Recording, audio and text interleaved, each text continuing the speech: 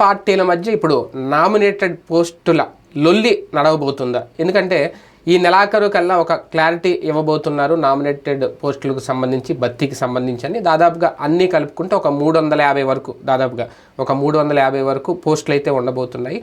కూటమిలో దానికి కూడా ఒక ఫార్ములా అమలు చేయబోతున్నారు. 60-25-15 అంటే 60% తెలుగుదేశం పార్టీకి, 25% జనసేనకి, ఒక 15% భారతీయ జనతా పార్టీకి అని. ఇప్పటికే జనసేన ఓపెన్గా అడుగుతోంది, మొదటి నుంచి కూడా వాళ్ళకి కొన్ని హామీలు కూడా ఇచ్చి ఉంది. తెలుగుదేశం పార్టీలో సీనియర్లు కూడా వాటి మీద హోప్స్ పెట్టుకున్నారు, ఖచ్చితంగా మాకు వస్తాయి. అలాగే భారతీయ జనతా పార్టీ మాత్రం ఓపెన్గా అడగకపోయినా కేంద్రం నుంచి, కేంద్ర పెద్దల నుంచి వ్యూహాలు నడుపుతోంది. ఈ నెల రోజుల్లో వాళ్ళకి ఎన్ని కావాలో ఆ 15% ఇంకా పెంచుతారనేది. నిజంగా ఈ ఫార్ములా వర్కౌట్ అవుతుందా? మున్ముందు ఎటువంటి ఇబ్బందులు రాకుండా నామినేటెడ్ పోస్టుల భర్తీ అనేది, కేటాయింపు అనేది చంద్రబాబు నాయుడు గారికి ఒక సవాల్గా మారబోతుందా?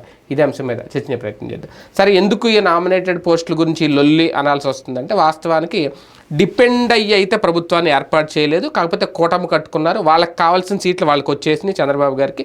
అయినా కూటమి కట్టారు కాబట్టి ఎథిక్స్ చూపించి మిగిలిన వాళ్ళకి ఇవ్వాలనుకుంటున్నారు అనేది ఆ పార్టీలో కొంతమంది నేతల ఫీలింగ్. అందుకే నిజంగా ఈ 60-25-15 అనేది యాక్సెప్ట్ చేస్తాయా మిగిలిన పార్టీలు? బీజేపీ, జనసేన సైలెంట్గా ఇచ్చింది తీసుకుని సరిపెట్టుకుంటాయా?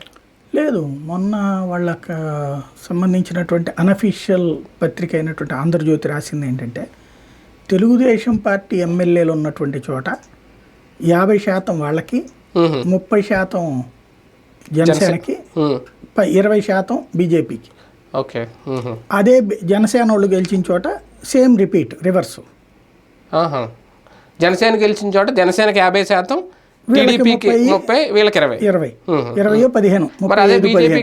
బీజేపీ గెలిచిన చోట మాత్రం తేడా చేశారు. ఏంటంటే అక్కడ 40% బీజేపీకి ఇస్తారు, వీళ్ళు మిగతాది పంచుకుంటారు అన్నటువంటిది.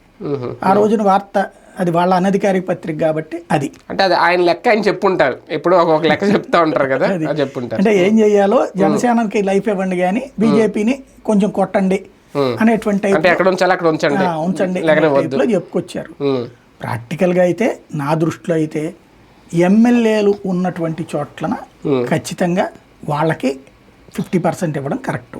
ఆ పార్టీకి, అది బీజేపీ ఎమ్మెల్యే అయినా, జనసేన ఎవరైనా, తెలుగుదేశం అయినా సరే 50% ఇచ్చి, ఇక్కడ సీట్ల రేషియో ఎట్లా వచ్చిందో అదే రేషియోలో నడిస్తే పోతుంది.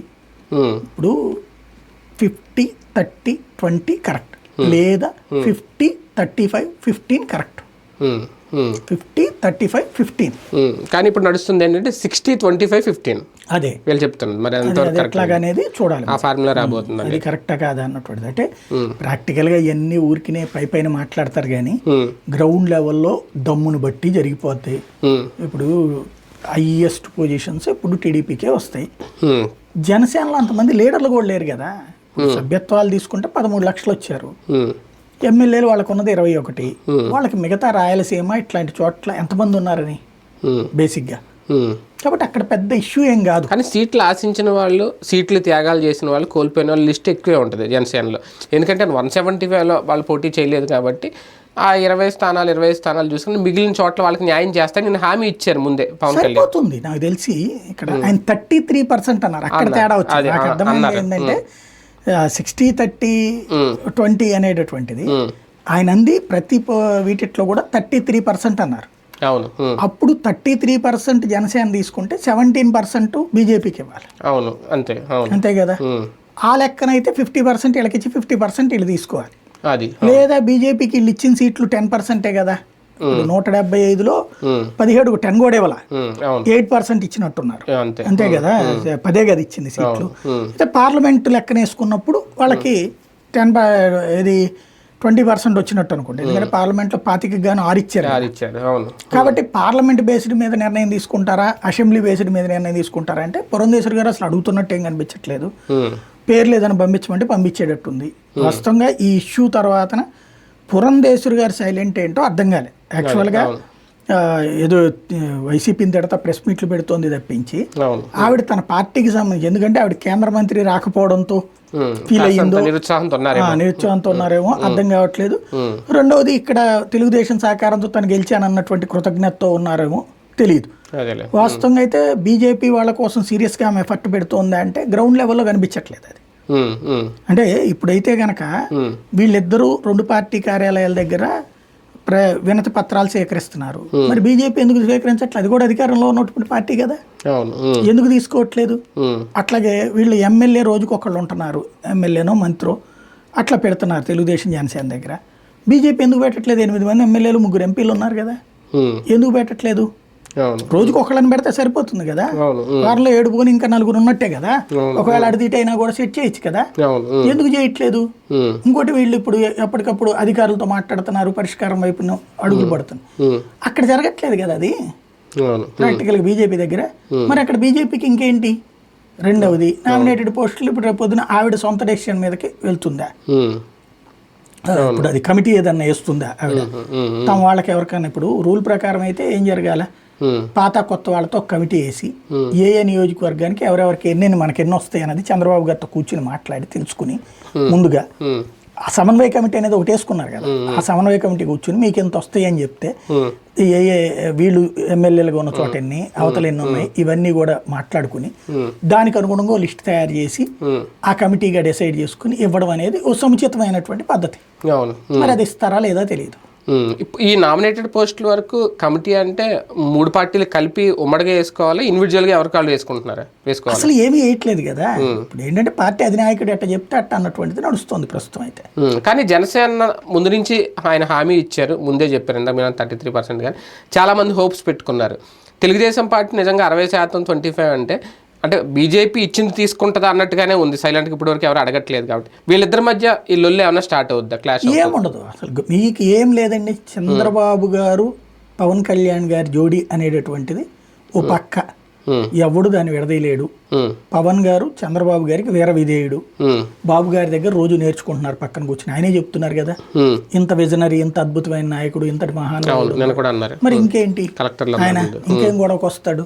ఇంకొకటి, ఎక్కువ మంది నాయకులను రాకుండా ముందే చూసుకున్నారు. అంటే తనను నమ్ముకున్న వాళ్ళు పార్టీ ప్రయోజనాలు, జన సైనికుల గుర్తింపు కోసం పోరాటం, అదే పోరాటం అని అనకూడదేమో, అడగరాపోని సరిపోయింది కదా. ఆల్రెడీ పోస్టులు నాకు తెలిసి జనమే తక్కువ ఉన్నప్పుడు ఇంకేముంటది? ఇప్పుడు ఉన్న నాయకులే తక్కువ, వాళ్ళకి ఇంకేం బాధ ప్రాబ్లం? అదే అవును. దాదాపుగా జనసేనలో ఉన్నటువంటి సీనియర్ వాళ్ళందరికీ వస్తాయి, ఆయన ఇవ్వాలనుకున్న వాళ్ళందరికీ వస్తాయి. 99 నాకు తెలిసి టీడీపీలో ఉన్నటువంటి వాళ్ళకి 10% వస్తాయేమో, ఎందుకంటే వాళ్ళ సంఖ్య ఎక్కువ. 60-70 లక్షల మంది ఉంటారు.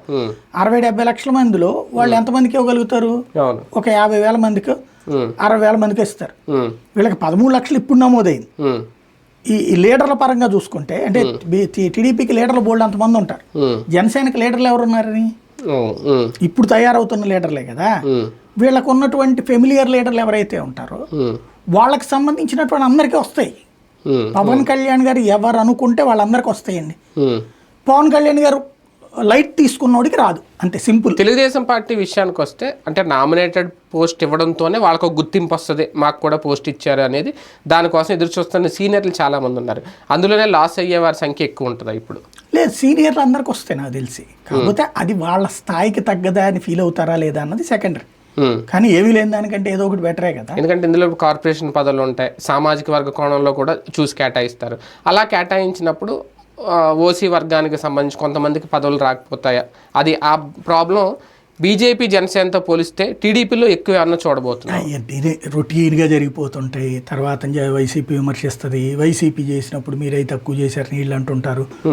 ఎవడొచ్చినా వైసీపీ అయితే నామినేటెడ్ పోస్టులు ఇచ్చాక ఇదిగో ఇన్ని నామినేటెడ్ పోస్టులు బీసీలకు ఇచ్చాం, ఇన్ని ఎస్సీలకు ఇచ్చాం, ఇన్ని ఎస్టీలకు ఇచ్చామని చెప్పింది. అంత డీటెయిల్డ్గా చెప్పింది. ఇచ్చిన మాట వాస్తవం, కార్పొరేషన్స్ అవి పెట్టి అయినా ఓడిపోయింది కదా. ఇక దీని గురించి వీళ్ళు అవన్నీ ఏం ఫీల్ అవుతారు? నచ్చినోడికి పోస్టులు ఇస్తారు అంతే, సింపుల్. నచ్చినటువంటి కుదరదు, ఎవడేం చేయలేడు దానికి, అంతే. మేబీ నేను అనుకోవడం ఏంటంటే జనసేన ఎమ్మెల్యేలు ఉన్నటువంటి చోట్లన, అట్లాంటి చోట్లన జనసేన బీజేపీ ఉన్న చోట్ల వీళ్ళు పవర్ఫుల్గా అట్లాంటి ఒక మనిషిని తయారు చేసుకుంటారు. ఇలా దాన్ని అంటే వీళ్ళ ఎమ్మెల్యే క్యాండిడేట్ ఎవరైతే ఉండుంటారో సీటు కోల్పోయిన వాళ్ళు వాళ్ళకి మెయిన్ పొజిషన్స్ ఇస్తారు. కేంద్ర పెద్దలతో మాత్రమే వ్యూహాలు నడుపుతుంది, కానీ బీజేపీ నేరుగా అడగలేకపోతుంది. ఈ నామినేటెడ్ పదవుల విషయంలో అనేది? వ్యూహం లేదు, పాడు లేదు. అక్కడ కేంద్రం దగ్గరికి వెళ్ళి వీళ్ళు ఏమి అడుగుతున్నారు, వాళ్ళు ఏమి ఇవ్వట్లేదు. అంటే ఈ నామినేటెడ్ పోస్ట్ కేంద్రమే మాట్లాడుతుంది, కేంద్రమే సంప్రదింపులు జరుగుతుంది, లోకల్ నాయకులు అడగట్లేదు. ఎవడు చెప్పాడు అసలు? అంటే మరి ఎవరు అడుగుతున్నారు? ఎవడు చెప్పాడు? ఒక సోమవీర్రాజు అడిగారా, విష్ణువర్ధన్ రెడ్డి అడిగారా, ఎవరు అడిగారు? రేపు పొద్దున్న పదవుల రేంజ్ లో వాళ్ళే కదా ఉంటారు. వాళ్ళకి ఎందుకు వస్తుంది? వాళ్ళకి నామినేటెడ్ పోస్టులు రారా? ఒకవేళ 15% వచ్చిన 20% వచ్చినా ఇచ్చేది ఎవరు? మరి ఇంకెవరికి ఇస్తారు? అది తెలియాలి, అది పురంధేశ్వరికి తెలియాలి. అదే అంటే ఓకే, మనం అనుకుందాం ఒక ఆ లిస్ట్ లో ఉన్న వాళ్ళ పేర్లు అనుకోవాలి కదా కనీసం. ఎప్పటి నుంచో పార్టీకి సేవ చేసిన వాళ్ళు, గుర్తింపు పొందిన వాళ్ళు. అదే ఇంతకుముందు ఎమ్మెల్సీగా చేశాడు ఆయన సోమవీర్రాజు గారు. కరెక్టే, ఇస్తారని ఎంతవరకు నమ్ముతాం అంటున్నా. ఇంకోటి ఇస్తే తీసుకుంటాడు ఆయన నామినేషన్. అంటే అదే సార్, ఇప్పుడు నామినేటెడ్ పోస్ట్ ఇవ్వడం అంటేనే పార్టీ గుర్తించి ఇవ్వడం, పార్టీకి నువ్వు ఇన్ని రోజులు సేవ చేస్తున్నావు కాబట్టి నీకు ఈ పదవి ఇవ్వడం అని. అలాంటప్పుడు వాళ్ళని వేసుకోకపోతే ఇంకెవరిని వేసుకుంటాం లెక్క. అదే చూడాలంటున్నా. ఇప్పుడు అక్కడ ఏమి కేంద్రం ఏమి ఇన్వాల్వ్ కావట్లే కాదా, రాష్ట్రానికి ఆ స్వేచ్ఛ ఇచ్చిందా లేదో తెలియదు. ఎందుకంటే ఇప్పుడు ఒక అయోమయంలో ఉన్నారు. గతంలో కాంగ్రెస్ తరహా వాతావరణం ఉంది బీజేపీలో. అధిష్టానం అనేటువంటి ఒక బ్రహ్మ పదార్థం, ఎవరు అధిష్టానమో తెలియదు, ఏం చేయాలో తెలియదు. వాళ్ళు వీళ్ళకేమి ఫ్రీ హ్యాండ్ ఇయ్యరు, వీళ్ళేమో పైన పద్దాక మాట్లాడరు. ఆ కమ్యూనికేషన్ గ్యాప్ అట్లాగే ఉంది. ఇప్పుడు మామూలుగా అయితే కనుక ఈ నామినేటెడ్ పోస్టులు వస్తున్నప్పుడు ఇప్పటికే పురంధేశ్వరి, మంత్రి సత్యకుమార్ యాదవ్, శ్రీనివాస్ వర్మ వీళ్ళ ముగ్గురు కలిసి వెళ్ళి కూర్చుని చంద్రబాబు గారితో మాకు ఎన్ని ఇస్తున్నారండి అని కనుక్కొని, ఏ ఏ ఫార్ములాలు ఇస్తున్నారని కనుక్కొని, ఎన్నెన్ని పోస్టులు ఉంటాయన్నది కనుక్కొని, ఆ తర్వాత మా వాళ్ళు ఇదిగో అని చెప్పి వీళ్ళు ఒక లిస్ట్ తయారు చేసి అధిష్టానానికి ఇదిగోండి అని చెప్పాలి. అడిగారు అసలు వెళ్ళలాగా చెప్తున్నది అదే. అసలు ఎవడు పట్టించుకుంటున్నారంటున్నా, అదేం జరగట్లేదు కానీ ఫైనల్ చేసేది ఎవరు? బీజేపీలో ఒకవేళ నిజంగా 15% ఇస్తారని అనుకుందాం. అంటే పురంధేశ్వరి గారు ఫైనల్ చేస్తారా? పార్టీ పరిస్థితి ఎట్టుందో ఎవరికి తెలియట్లేదు. అది అంటే పార్టీ అధ్యక్షురాలుగా ఇంకా ఆమె ఉన్నారు కాబట్టి ఆమె ఫైనల్ చేస్తారు, లేదంటే లిస్ట్ పైన పంపిస్తే ఏ అమిత్ షానో లేదంటే వేరే వాళ్ళు నడ్డానో చూసుకుంటారు. అసలు ముందు అట్టించి యాక్టివిటీ ఉంటే కదా మనం అవన్నీ మాట్లాడుకోవడానికి. ఆవిడేమన్నా ఆలోచిస్తుంటే చెప్పచ్చు, లేదా ఆవిడేమన్నా చెప్తే సమాధానం చెప్పచ్చు. ఆవిడని అడిగినోడు లేడు, ఆవిడ చెప్పేది లేదు, ఇంకా గొడవ ఏముంది అసలు? సైలెన్స్ అంతే, ప్రస్తుతం అయితే సైలెంట్గా ఉంది. రైట్, చూద్దాం నిజంగా ఈ ఫార్ములా వర్కౌట్ అవుతుందా, ఈ ఫార్ములా కంటిన్యూ చేయబోతున్నారా? 60% తెలుగుదేశం పార్టీ, మిగిలిన పార్టీలకి 30-20 లేదంటే 40-20 ఏంటనేది అదైతే క్లారిటీ లేదు. కాకపోతే ఈ నెలాఖరుకు అయితే ఈ నామినేటెడ్ పోస్టుల విషయంలో ఒక క్లియర్ కట్ సంకేతం అయితే ఇవ్వబోతుంది తెలుగుదేశం పార్టీ అనేది. అది ఎంతవరకు లొల్లి రాకుండా ముందు జాగ్రత్తకు తగ్గట్టుగా ఉంటుందా లేదనేది వేచి చూడాలి.